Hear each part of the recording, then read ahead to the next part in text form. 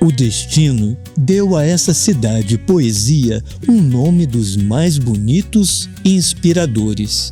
Afinal, na tradução de sua original e milenar denominação fenícia, Lisboa significa Porto Seguro.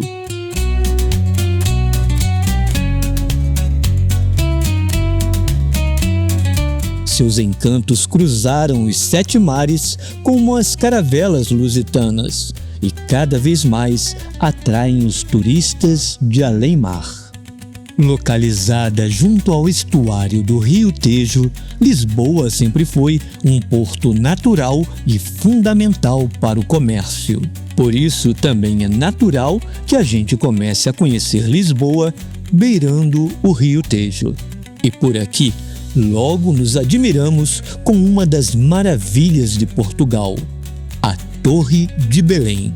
Sua história é tão rica e cheia de curiosidades que aqui, em nossa série, temos um episódio inteiro dedicado a ela. Vale conferir. É impossível falar de Portugal sem lembrar das conquistas dos grandes navegadores portugueses. Bem perto da Torre de Belém, o monumento do Padrão dos Descobrimentos é uma imponente homenagem a esses homens e suas descobertas de novas terras e novas rotas marítimas. Seu formato de caravela apontada para o Rio Tejo não é por acaso. Afinal, foi daqui que esses corajosos marujos se lançaram na aventura dos descobrimentos, inclusive do Brasil. À frente de todos os grandes navegadores está o Infante Dom Henrique, grande incentivador dos descobrimentos. Do alto do monumento de 52 metros de altura se tem uma vista privilegiada do Rio Tejo, de vários pontos de Lisboa e principalmente do monumental Mosteiro dos Jerônimos.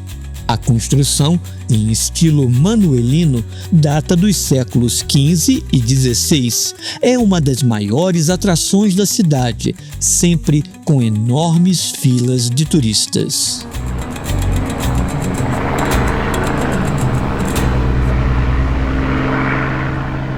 E falando na coragem dos portugueses e sua decisiva contribuição para integrar os continentes, vamos voltar aos jardins da Torre de Belém para falar dessa imagem. Ela é o registro da partida em 1922 da primeira travessia aérea do Atlântico Sul, entre Lisboa e o Rio de Janeiro. Um feito absolutamente fantástico, protagonizado pelos aviadores portugueses Gago Coutinho e Sacadura Cabral. Esse monumento, uma réplica do hidroavião Santa Cruz, com o qual chegaram ao Rio, celebra não só essa viagem, mas a contribuição tecnológica de Gago Coutinho para a navegação aérea. O português inventou instrumentos que permitiram rotas precisas nesses primórdios da aviação.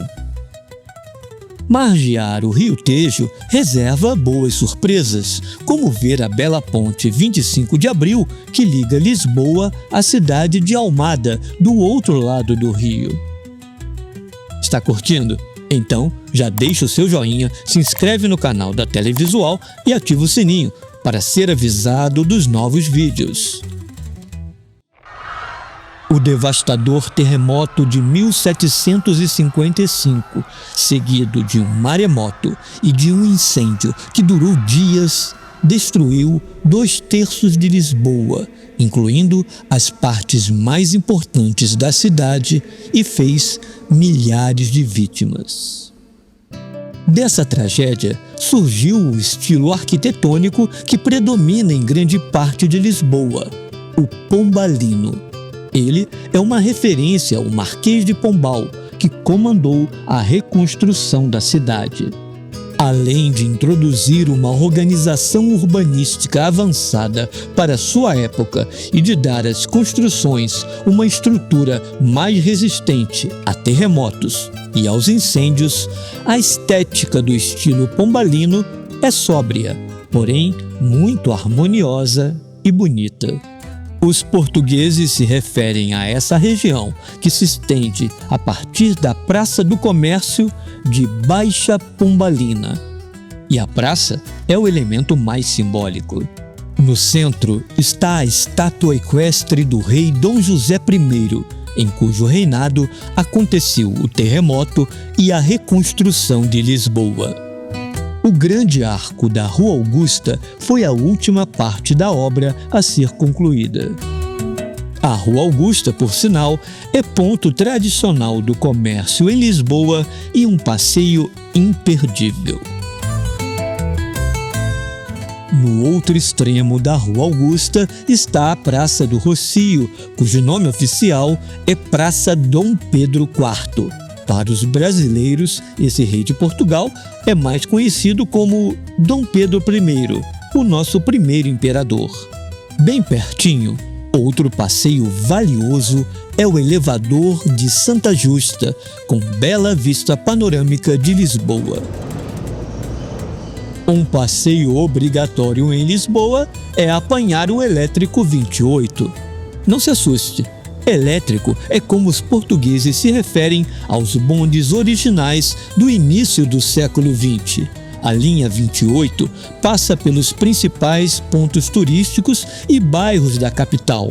É uma experiência nostálgica e autenticamente lisboeta. E falando em elementos autênticos da cultura portuguesa, em Lisboa não se pode deixar de visitar o Museu Nacional do Azulejo. Para os lisboetas, o azulejo é como a pele da cidade. O museu mereceu um episódio especial aqui em nossa série Cheio de Histórias. Também os autocarros, para nós, os ônibus, são práticos para os passeios em Lisboa. Eles nos trazem, por exemplo, para os miradouros de Santa Luzia e Portas do Sol, com suas vistas de cartão postal por sobre Alfama, o bairro mais antigo de Lisboa. Aqui, a tão citada Luz de Lisboa se encarrega de valorizar o terracota dos telhados lisboetas, uma marca da cidade. Os miradouros são palcos de artistas populares e outras atrações.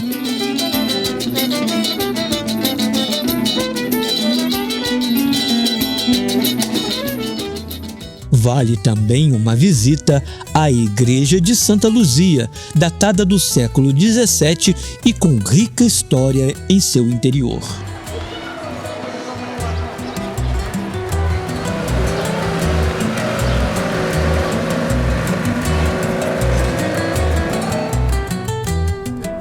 Também em Alfama está o ponto turístico mais visitado de Lisboa, o Castelo de São Jorge. As pedras dessa fortificação são testemunhas da própria origem de Portugal. Por isso, aqui na série Olhar Televisual, temos um episódio inteiro contando a história desse castelo. Não deixe de conferir, é tão imperdível quanto as vistas espetaculares que se tem a partir dessas muralhas. E se você der sorte de descer do castelo no dia 12 de junho, vai se deparar com essa bela tradição, os casamentos coletivos na Catedral da Sé em Lisboa. O cortejo de belos carros antigos leva os noivos para um desfile por Lisboa. Outra experiência lisboeta, com certeza, é apanhar o Ascensor da Glória rumo ao Bairro Alto. Inaugurado em 1885, o Ascensor é desde 2002 um monumento nacional. Já no Bairro Alto, vale caminhar por suas ruas estreitas e prédios históricos e ir descendo vagarosamente rumo ao bairro do Chiado, uma referência cultural na cidade. E essa referência está em especial no seu frequentador mais ilustre, Fernando Pessoa. A estátua do poeta, em frente ao famoso café A Brasileira, é o lugar mais procurado pelos turistas.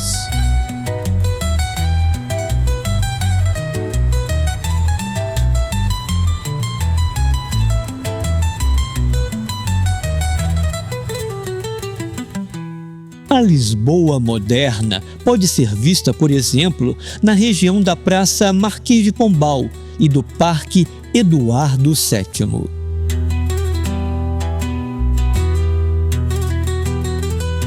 Outro exemplo da Lisboa moderna é o Parque das Nações, erguido por ocasião da Exposição Mundial de 1998.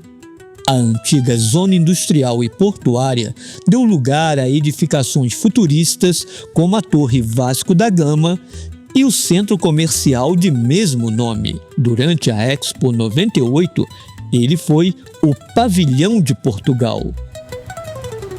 No Parque das Nações fica também o Oceanário de Lisboa, considerado o melhor do mundo. Tem atrações para um dia inteiro. Aqui na série Olhar Televisual, há um episódio com um passeio completo pelo Oceanário de Lisboa e cheio de dicas incríveis. Porto Seguro é uma bela síntese de Lisboa, tal qual sua alma musical é o fado. E deste gênero musical tão marcante, alguns dos versos mais afetivos sobre Lisboa foram escritos por César de Oliveira e imortalizados na voz de Amália Rodrigues. A fragata que se ergue na proa, a varina que teima em passar, cheiram bem porque são de Lisboa. Lisboa tem cheiro de flores e de mar. Cheira bem, cheira a Lisboa.